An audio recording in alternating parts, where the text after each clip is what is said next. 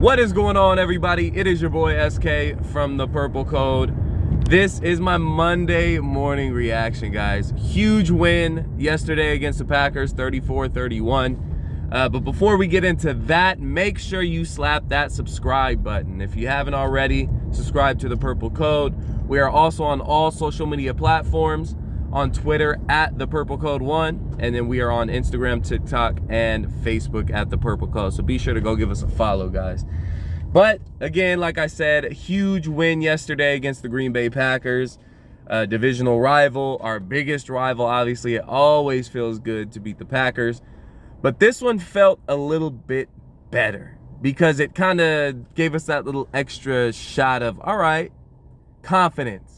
You know, we got something to look forward to in this team. It looks like we're finally starting to find the identity of this team on both sides of the ball. Now, defense has its struggles, but for the most part, first half at least, looked really, really good. Really good. Second half, different story. But at the same time, you do have to take into account that's Aaron Rodgers on the other side of the ball. That's HOF, you know? So you do got to take into account he is going to get his. He is going to make it an interesting game. He's not just going to roll over and get shut out. Now, it's happened before. I know you can say the Saints did it at the beginning of the season, blah, blah, blah. You can nitpick this game all you want. But the matter of the fact is that the Vikings came out on top 34-31. Yes, we gave up a 13-point lead. Are you not used to it now? This is what it's going to be every week, unfortunately. The only difference, I think, which is a big positive for us, is that Mike Zimmer and this coaching staff realizes we need to throw caution to the wind on the offensive side of the ball and say, you know what, go and get it. We can't sit here and play let's play keep away and you know, run the ball with Dalvin Cook and time of possession. Yes, all that stuff is good when you have a good defense. Our defense isn't very good, at least in situational downs in the second half, which is, you know, something you got to be good at. You can't be good for half of the game and expect to win it. So I think this team has found its identity, especially on the offensive side of the ball. We got to be aggressive, guys. Got to be aggressive. When we don't target Justin Jefferson 7 or more times, we're 0-5. We're 0-5 when we don't target Justin Jefferson more than 7 times. When we do target him more than 7 times, we're 5-0. So I think these last 2 weeks have been like a wake-up call, not only for this team, but this coaching staff. They're starting to look like the team that we were expecting week 1 against the Bengals. Starting to look that way. Now, granted, we're without Danielle Hunter. We're without Michael Pierce. Pass rush wasn't all there yesterday, but that's one of the best offensive lines in the league, even without Bakatari. Aaron Rodgers can move in that pocket very well, but we still got after it. We still got 2 sacks.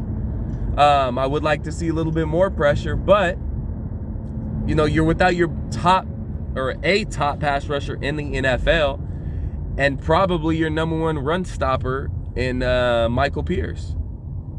And you're still getting the job done. I felt like you did pretty good against the run. You could say Green Bay got away from the run, but they needed to. They were down 13 points in the second half, midway through the third quarter. They needed to pass the ball. And when you have Aaron Rodgers, you're going to pass the ball. So in my pregame, if you guys follow the Purple Code on Facebook, I do all my pregames live on Facebook before every game. I said you got to take away the run early. Make them one-dimensional. Make Aaron Rodgers beat you. And it sounds crazy, but you do not want to allow A.J. Dillon to get off and them have a run game and Aaron Rodgers is going to pass on. Because Aaron Rodgers is going to do what Aaron Rodgers does. We're just going to have to accept that. But if you do not allow them to run the ball and just go through their entire playbook, run the ball, let's play action off that and have Aaron Rodgers just dink and dunk or chuck it downfield, whatever he needs to do, you have a problem. We didn't allow that to happen yesterday. We were very good against the run early. Later on, when they did run, they were effective on the ground, but we were up in the game. We were expecting them to pass. So I think everything kind of came together yesterday outside of giving up that 13-point lead. We did catch some breaks. I thought it was a pick on that Savage interception towards the end of the game. When I came back and actually saw the replay, ball touched the ground. Incomplete pass. I don't want to hear anything less, anything more. You got to control the ball as you come to the ground. That's an incomplete pass. Should have caught it, but didn't.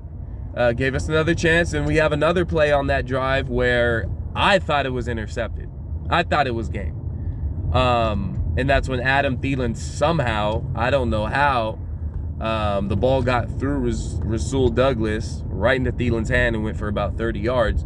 Caught another break there. So, and there's a couple other ones throughout the game. So, in these games, you're going to have to catch some breaks. Just like teams caught breaks against us the first 9-10 weeks of the season. It happens, and sometimes the breaks don't go your way.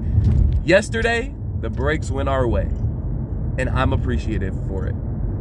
Now, we get back to 5-5. We're at the 6th seed right now, which doesn't mean much because it's so early in the season that being the 6th seed right now with 7 games left doesn't mean much. There's a whole lot of football to be played.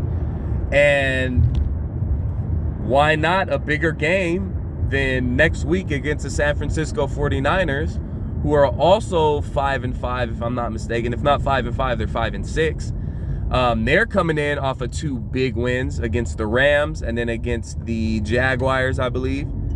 So they're coming in hot. They're coming in feeling like they're hitting their groove and they found their identity. Well, something's got to give. Kyle Shanahan, Mike Zimmer, Kirk Cousins, Jimmy Garoppolo. It's going to be a fun game. And I'm really tempted to drive up there because I'm about 7 hours away from the Bay. I'm really tempted to drive up there and go to that game. I'm still debating. But nonetheless, it should be very fun, very exciting to watch. Hopefully we come out on top, but we'll be all over the coverage all week on the Purple Code on Facebook and on Twitter. Again, if you don't follow us on those social media platforms, give us a follow at the Purple Code 1 on Twitter and at the Purple Code on Facebook. So give us a follow and slap the subscribe button, guys. It's going to be a fun week. We're back in it and we're catching our groove. Good to see from our team. We got the talent to make things happen. So back to 5-5 in the wild card race. We will talk to you guys soon. SKOL'd Vikings. Peace.